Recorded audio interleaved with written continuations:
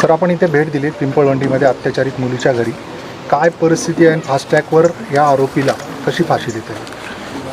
आज या ठिकाणी पिंपळवटीला जी दिशा चिव तिला लाडानं तिच्या घरची लोकं म्हणत होती, अशा एका निष्पाप कोवळ्या जीवावर ज्या पद्धतीनं अत्याचार झाला का ती कांजण्या ह्या आजारानं थोडीशी बाधित झाल्यामुळं ती शाळेत न जाऊ शकल्यानं ती घरी होती. तिच्या नातेवाईकांकडून जे कळालं ते का ती घरी होती. आईवडील त्या दिवशी आजारी असतानासुद्धा जेव्हा थांबू शकत नाही, कारण पोट चालवायचं म्हटलं, मुलांचं पोट चालवायचं म्हटलं तर त्यांना मजुरीशिवाय पर्याय नाही. आणि अशा अवस्थेत त्या नराधमाने जो काही प्रकार केला तो अतिशय गलिच्छ, अतिशय निंदनीय त्या ठिकाणी आहे. अशा नराधमाला तात्काळ पोलीस विभागानं अटक केलेली आहे. पुढची सगळी तपास कार्य सुरू आहे. आत्ताच मी SP सरांबरोबर बोललो तर त्यांनी मला वाटतं उद्या काहीतरी परत येऊन त्यांचं एक जी काही माहिती त्यांना हवी असेल ती माहिती पुन्हा घेऊन आणि त्यानंतर ते चार्जशीट दाखल करतात. आपली सगळ्यांची जी काही मागणी आहे त्या मागणीबरोबर आम्हीसुद्धा आहेत. मी उद्या रात्री CM साहेबांना भेटलो, तसं ह्या घटनेकडं जाणार आहे, या ठिकाणी जाणार आहे असंही सांगितलं. आता उद्या गेल्यानंतर मी परत CM साहेबांना आपल्या सगळ्यांच्या ज्या भावना आहेत, तिच्या आईचं जर बघितलं तर काय तिच्या ह्या वयात एकुलती एक चिमुकली मुलगी जेव्हा तिच्यासमोर असं होतं आहे.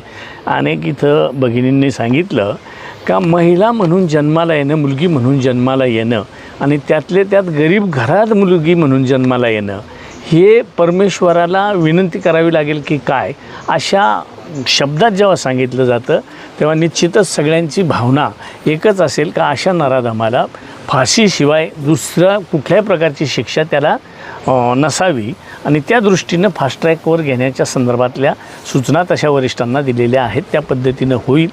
त्याच्याबरोबर काही संघटना देखील ह्याच्यात सहभागी होऊन त्यांचंही निवेदन त्या ठिकाणी देतील आणि तिच्या मामानं जे काही ज्या पद्धतीनं सांगितलं का खरं आहे, राष्ट्रपतींबरोबर पर्यंत आपली भावना कळवण्याचं तुमचं जे म्हणणं आहे त्याच्यासाठी आमदार साहेब असतील, आम्ही असू, आम्ही तुमच्याबरोबर आहोत. राष्ट्रपती महोदया देखील आपल्याच आदिवासी समाजातल्या आहेत आणि समाजाच्या कोणत्याही असोत, परंतु शेवटी एक महिला आणि महिलेचं दुःख तिथवर सांगणं ही आपली सगळ्यांची जबाबदारी पडते, ती पार पाडू. लॉची एक विद्यार्थिनी तुमच्याशी आता संवाद साधत होती. दुर्बल घटकातल्या मुलींचं हे दुःख आहे प्रातिनिधिक. कशा पद्धतीने ह्या मुलींना भविष्यात अशा घटना घडू नयेत या दृष्टिकोनातून आपण सरकारच्या दृष्टीने पावलं उचललं. ह्या दृष्टीनं आमचं सातत्यानं आणि कालच्या जवळपास 20-22 आमदार आणि सगळे आदिवासी खासदार असे मिळून आम्ही जेव्हा बसलो त्यावेळेला पुण्याच्या वसतिगृहाचा आणि मुंबईच्या वसतिगृहांचा, विशेषतः मोठी शहरं जी आहेत तिथल्या वसतिगृहांचा विषय झाला का वसतिगृहांसाठी आपण वर्षानुवर्ष म्हणतो जागा मिळत नाही, पण मग एवढे मोठमोठ्या बिल्डिंग बांधल्या जातात तर मग आपण डायरेक्ट बिल्डिंगच जर विकत घेऊन टाकली तर मला वाटतं बिल्डरला जागा मिळते. म्हणून मग आम्ही तसाही पर्याय काढायचा विचार त्या ठिकाणी केलेला आहे. आणि जिथं वसतिगृह आहेत त्याची स्ट्रेंथ, त्याची मर्यादा वाढवण्याच्या दृष्टीने त्या ठिकाणी आम्ही कालच्या ह्याच्यात चर्चा केलेली आहे. कारण वर्षानुवर्ष 75, 150, 250 लोकसंख्या तर वाढते, शिक्षणाचा कल वाढतो, पण विद्यार्थी संख्या घेण्याची मर्यादा जी आहे ती वाढत नाही. ती वाढवण्याच्या संदर्भात देखील चर्चा झालेली आहे. सर, आपण शासन स्तरावरती या घटनेसाठी काय पाठपुरावा करतो? आता मी हे जे काही सांगितलं पाठपुरावा म्हणजे मुख्यमंत्री महोदयांनी तसं आर्थिक जे काही देऊ केलं आहे ते द्यायला ते त्यांनी कबूल केलं म्हणजे देतीलच, परंतु ही चौकशी फास्ट होऊन फास्ट ट्रॅकवर घेऊन आणि त्याला फाशी कशी होईल ह्याच दृष्टीनं मुख्यमंत्री महोदयांकडे आमचा आग्रह राहील. अशा प्रकारच्या घटना घडू नये यासाठी शासन स्तरावरती तुम्ही काय प्रयत्न करणार? नाही, अशासाठी एकतर थोडंसं आपणसुद्धा गावागावांमध्ये प्रबोधनाची सुद्धा गरज आहे का बाबा एक भावनिक मुद्द्याला कुठंतरी त्याला का तुझी आई किंवा तुझी बहीण, तुझी मुलगी असं जर सांगत गेलं तर त्याची गरज आहे. दुसरं सरकार म्हणून जे असा काही प्रकार करतात त्यांना फाशीशिवाय दुसरा पर्याय नाही का, जेणेकरून शेजारी समजलं जाईल का बाबा असं केल्यावर असं होतं आहे. सरळ सरळ सुटला तर त्याला काय वाटतं, जे केलं मी, ती झाली घटना, त्याला नाहीतरी 4 महिन्यांनी 6 महिन्यांनी वर्षाने तो बाहेरच आला म्हणजे मग ते फोपावलं जातं. ते होऊ नये याच्यासाठी गंभीर म्हणून फासावरच गेले पाहिजे अशा पद्धतीचं त्या ठिकाणी मागणी केली जाईल.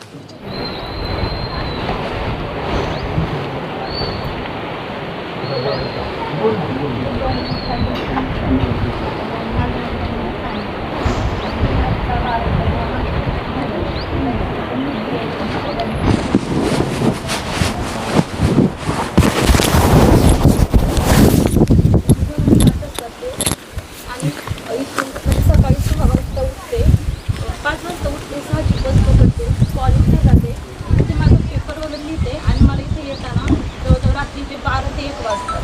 मग येताना मी माझ्या घरातून येते. तर मग कधी कधी तर माझ्याबरोबर मी असते तर माझ्या बसमध्ये मी एकटीच असते, फक्त कंडक्टर असतो आणि ड्रायव्हर असतो. त्या घाटामध्ये रेंज पण नसते, मग मी बरोबर कॉल पण चालू राहत नाही. तर मग ही जी घटना घडली तर माझ्या मला पहिला एक प्रश्न आला की म्हणजे माझी चुकी काय, जशी आमच्या चिवची तरी काय चुकी की ॲज म्हणजे मुलगी म्हणून जन्माला तिची चुकी झाली, की आजारी असताना घरी राहणे तिची चुकी झाली, ती आज तिच्या घरात सुरक्षित नाही राहील. चिवनी देखील माझी छोटी बहीणच होती आणि तिलाही न्याय मिळाला पाहिजे ही पण माझी स्टळकरीची विनंती आहे. पण त्याच्यानंतर मला दुसरा एक प्रश्न पडला की म्हणजे इथं महिलांची सुरक्षितता आणि जर शिक्षण तर साहेब इथं पाहिलं तर ह्या वस्तीमध्ये मी अशी पहिलीच मुलगी की जी लॉचं शिक्षण घेते आहे आणि आमच्या वस्तीतून कधी कोणी बाहेर शिकायला वगैरे काही गेलेलं नाही आहे आणि सगळीकडे फॉर्म वगैरे अर्ज करून कुठल्याही प्रकारची मदत पण नाही भेटत मला आणि राहण्यासाठी हॉस्टेलची पण काही व्यवस्था नाही.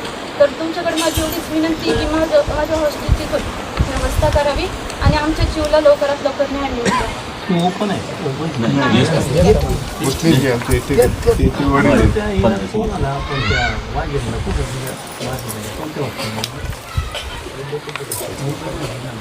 महिला आर्थिक विकासला आहे पण ते सर्वंटला देतात. म्हणजे सर्वंट अशा गरजू जे असतात त्या दिवशी तुम्ही होते ना, तिचं झालं ना ते वाघेचं. तर आम्ही तुमचं सगळं डिटेल लिहून घ्या आणि ती एक गोष्टीला आहे आपलं म्हणजे असं आपलं नाही आहे ते, महात्मा फुले असं काहीतरी आहे ना सावित्रीबाई, 100 रुपये पर डे असा ते रेंट घेतात आणि आपण मेस वगैरे तिथं आहे ते करायचं. नॉमिनल चार्ज असतात सगळे. तर तशी व्यवस्था करू, कारण मुलींचं हॉस्टेल तसं मग बाकीचं तुम्हाला आवडच आहे कुठेही घेतलं तरी, कारण तिकडं याला आहे मला पनवेलला तिथे तेलंग म्हणून एक हॉस्टेल आहे गव्हर्नमेंट. तेलंग हा तेलंग मेमोरियल म्हणून हॉस्टेल आहे, गव्हर्नमेंट हॉस्टेल आहे. तिथं ते पण खाजगी त्यांचं आहे ना, त्या संस्थेचं आहे. गव्हर्नमेंट आपलं आहे नाही आसपास नाही, मुंबईला पनवेललाच आहे. आता 4-5 दिवसापूर्वीच आम्ही त्या मुलीचं क्लिअर केलं, सर होते ना.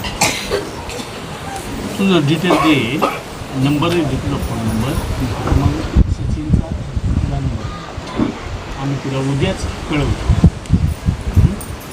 बाकीची व्यवस्था मग आम्ही करू काय करायचं. हां तसं तुला मला वाटते आपल्या याच्यातूनही पैसे मिळतील, मग स्वादारचे मिळतील ते, बरोबर ना. म्हणजे तिचा खर्च सगळा होतो, मेस बीस सगळं निघून जाईल. अजून किती दिवस तुला 2 वर्ष मग होईल. आणि जीवला न्याय मिळवूनच देऊ. हां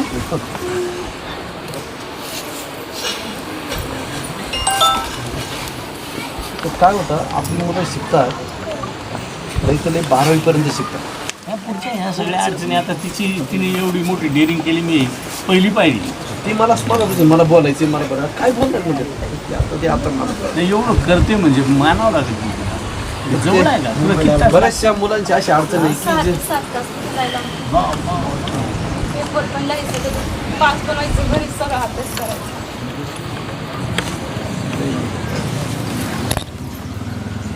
राहण्याची व्यवस्था नाही त्यामुळे ते प्रॉब्लेम करू आपण सगळं कुठं तरी करू म्हणजे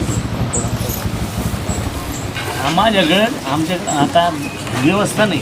नाही तर मी 2004 सालापासून अशा अनेक मुलं आपण राहिली, खूप चांगले ऑफिसर सुद्धा झाले. पण मुलींचा कसा प्रश्न जबाबदारी आहे. मुलं केव्हाही पहा त्याचं सतरंजी त्याची पिशवी लोपला जेवायचं खावायचं सगळं आपल्याकडे. मुलगा मग कुठेही होतो ॲडजस्ट शक्य होतं. त्या दिवशी मला आम्ही पाठवलं होतं आर्थिक विकासला आहे डॉक्टर साहेब होते. ते असं शिकाऊ मुलांना घेत नाही म्हणजे शिकणारे ते खूप परितक्ता वगैरे असतील अशांना सुद्धा घेतात. ते त्यांचा उद्देशच वेगळा आहे. कारण तिथं वार्डन पिल्डन काही नाही.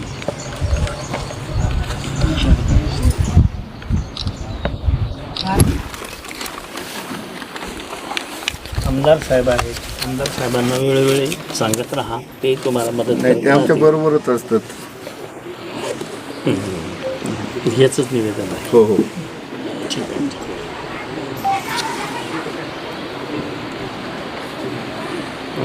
आम्ही या पद्धतीने आपल्याला निवेदन देतोय. आपण याच्यावरती जी कारवाई कराल तर त्याचं एक देतो मी तुम्हाला. ओशी म्हणजे आमच्यापर्यंत भेटली तर आम्ही देतो. पुढं आम्हाला ते परत करता येईल. आता हा मुद्दा तुमचा स्थलांतराचा तो सगळ्यांसाठीचा एखाद्या एकराचं काहीतरी ते रिझर्वेशन टाकतात, तो मिटून जाईल.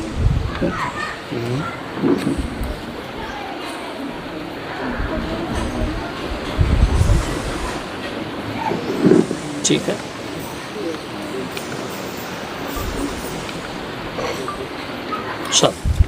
सर त्या दिदीचं जर घेतलं तर आता बरोबर नंबर तिला कॉन्टॅक्ट घेतलं झालं पाहिजे. उद्यापर्यंत तिचं काम झालं पाहिजे. तिनं खूप मोठी व्यथा मांडली. ठीक आहे. इकडे नको.